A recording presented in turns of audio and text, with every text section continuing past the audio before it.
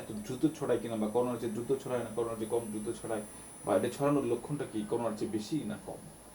আসলে এই শ্বাসতন্ত্রজনিত যত ভাইরাসের জীবাণুগুলো যে ছড়ানোর যে বিষয়টা, আমরা যদি বলি যে ইনফ্লুয়েঞ্জা বলি, আমরা মেটানিমো ভাইরাস বলি, আমরা করোনা বলি, এগুলো আসলে হাঁচি কাশির মাধ্যমেই ছড়ায়। এখন দ্রুত সংক্রমণ হবে কি হবে না এটা আসলে কতটা কাছাকাছি আছে, একজন রোগ আক্রান্ত ব্যক্তি কতটুক বেশি পরিমাণ সে আক্রান্ত, সে কত কাছাকাছি আরেকজন ব্যক্তির সংস্পর্শে আসছে, সেটার উপর আসলে নির্ভর করে।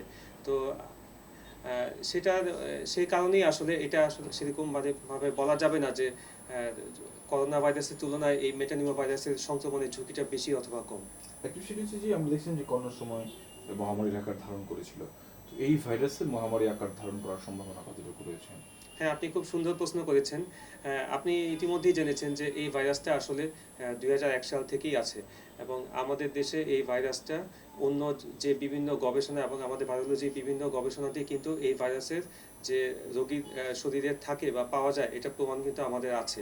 তো আপনি এটা কোভিডের পরবর্তী আমরা আসলে ভাইরাসের বিভিন্ন গতি প্রকৃতি সম্বন্ধে আমরা যেটা জানি সেটা হচ্ছে যে একটা ভাইরাস বা একটা ব্যাকটেরিয়া বা যে কোনো একটা রোগ যদি একবার হয়ে যায় শরীরের মধ্যে সেই ধরনের একটা ইমিউনিটি ডেভেলপ করে।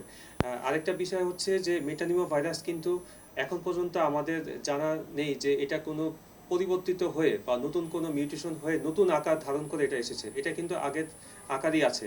সুতরাং যেহেতু আমাদের দেশে আগে থেকেই ছিল, সুতরাং আমাদের জনগোষ্ঠীর মধ্যে তার একটা প্রতিরোধ ক্ষমতা আগে থেকেই আছে। তো সেক্ষেত্রে এটা মহামারী হওয়ার সম্ভাবনা এখন পর্যন্ত কম বলেই মনে হচ্ছে। পাশাপাশি এখন পর্যন্ত আমরা যেটা দেখেছি এই মেটানিমো ভাইরাস সংক্রমণের কারণে এখন পর্যন্ত কোনো মৃত্যুর খবরও কিন্তু আমাদের নেই, এবং আমাদের সম্প্রতি আমাদের দেশের যে ভাইরাসটি যে সংক্রমণে একজন শনাক্ত হয়েছে উনি কিন্তু সুস্থ হয়ে বাড়ি ফিরে গিয়েছেন। সুতরাং আমি বলবো যে এক্ষেত্রে আমাদের আসলে আমরা সময় মতো যদি আমরা ব্যবস্থা নেই, একটু সতর্ক থাকলেই, এবং কোভিড যে আমাদের যা শিখিয়েছে, আমাদের হাঁচি কাশির সময় আমাদের ব্যবস্থা করা, নিয়মিত হাত ধোয়া, তারপর সর্দি কাশি হলে মাস্ক পরিধান করা, মানুষের সাথে মানুষের দূরত্ব বজায় রাখা, সেগুলো আমরা যদি মেনে চলি তাহলে আমরা এই মেটানিমো ভাইরাস সহ অন্য শ্বাসতন্ত্রজনিত যত ভাইরাস আছে সব কিছুর এগেনস্টই আমরা প্রতিরোধ করতে পারবো। তাহলে আপনি বলতে চাচ্ছেন যে এটার যেহেতু এখনো পর্যন্ত গাইডলাইন তৈরি হয়নি, তাহলে করোনার যে গাইডলাইন সেটি মেনে চলবো আমরা? হ্যাঁ, আমাদের এখান থেকে প্রতিরোধ এবং এটা থেকে আমাদের বাঁচার জন্য আমরা কোভিডের যে গাইডলাইনটা সেটাই আমরা মেনে চলতে পারলে আমাদের জন্য সবচেয়ে ভালো হবে। ভালো বলছেন আপনি, আপনি বলছেন